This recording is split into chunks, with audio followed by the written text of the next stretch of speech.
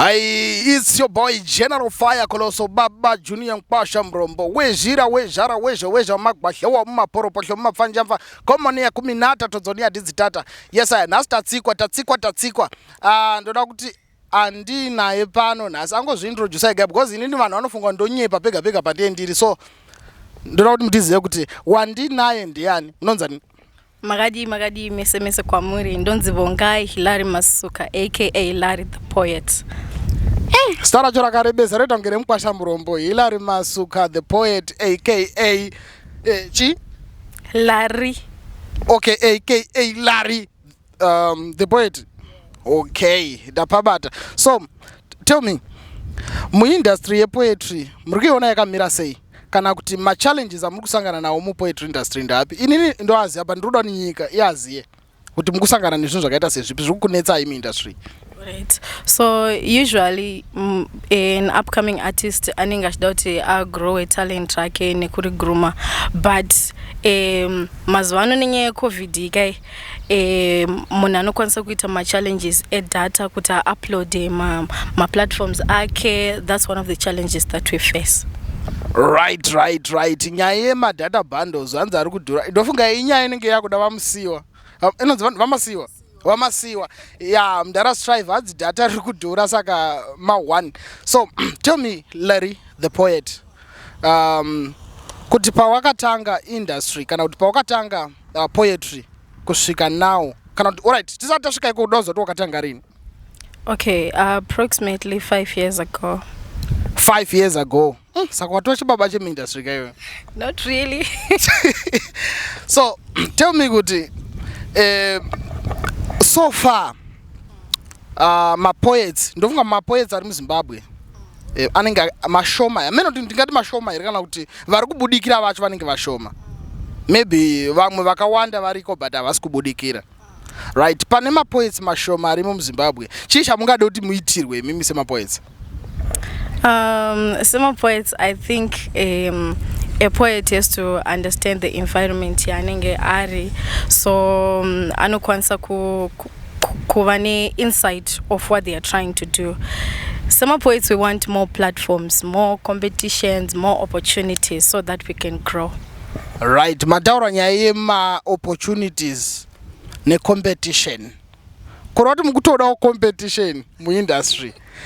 I think it's something chinonakidza kuti munge mune competition in industry, because pasina competition ndikutaura pachokwadi vanhu vese vangonyepa tonze nini andine competition artist tiri kuitira competition or something, but utaura pachokwadi competition inodiwa because kuti uwane more power unofana kunge une something ari kukompita newe. Chero musiri kurwa zvenyu but munenge muchikompita, munenge uda kuti uda kukurira vari pa next, andi ndizvo zvachaizvo. So because tikatasa ma musicians munhu anongotanga kuimba one song akutobuda pa ma big platforms, but kuma poets ndikuona sekuti zviri kusarira. Ichokwadi. Sa muri kuda kuti muitirwe sei? I mean kuti isusu we need to understand kuti in every platform ka apana kusina competition is everywhere.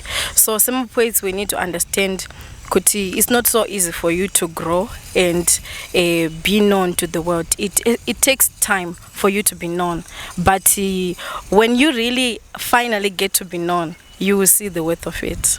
Wow. Yes, we are live here in Chitungwiza yakarambizwa kupinda mtown. Hanzi Chitungwiza yaifanirwa kupinda mtown. Mozvoona sei? Ipapo vakatiomesera manje because mtown ndo mutori nese. Usually kana tichita ma events edu tinomaitira mtown because that's the center.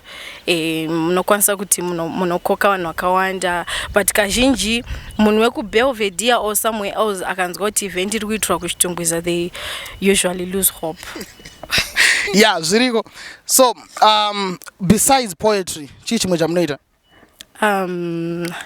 I am an entrepreneur. I do perfume making businesses and detergent making businesses. Wow. I'm also a student. Wow. Mogadzira ma detergents. Angoti njirungu chondinetsa. Ndozvinana sipo nana chichi zvinonwirira nechichi. Na toilet cleaner, all that. Ngoti chikoro ndakagumira grade 2D. Pa break ndobva nainaomba.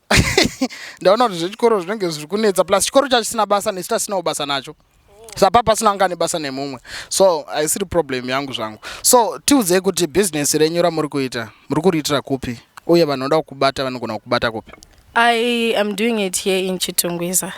Yeah, the business is growing gradually but surely. So vanenge vachidondibata vanobata pa 0772 769 539 or 0716 100 260. My Facebook page is Vongai Hilary Masuka. Right. Aiwa pakanaka ndofunga vanhu vari kuzvinzwira. So nyaya ndingangode kuti semunhu anodetemba ini ndodetemba andimoziva. Moziva here kana kuti ngobvuma. Aiwa ndotozviziva. Oh, aiwa zvina kushata. So ndingangoda kuti mumbopa vanhu kama lines 1 or 2 3 lines. Vanhu vambonzwa kuti zvinobuda mukanwa ma Hilary Vongai Masuka zvakamira sei. So Vongai asati arova zvinhu zvake udobi ushuga ndoti kana wasvika panapa karike kutanga usati subscribe nekulike this video nekushare pa social media platforms akawanda akasiyana. Vongai une poem yawati yawanyora uri munzira uchiuya yoda kuti uite sei otoero that poem iyoyo naika. All right.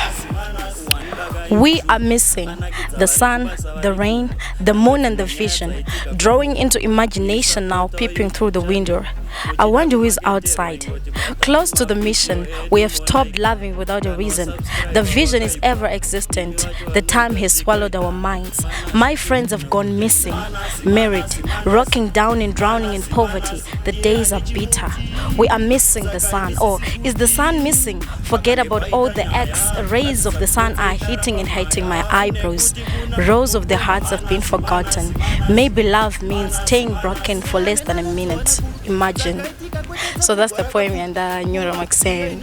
And please subscribe to our YouTube channel. Alright.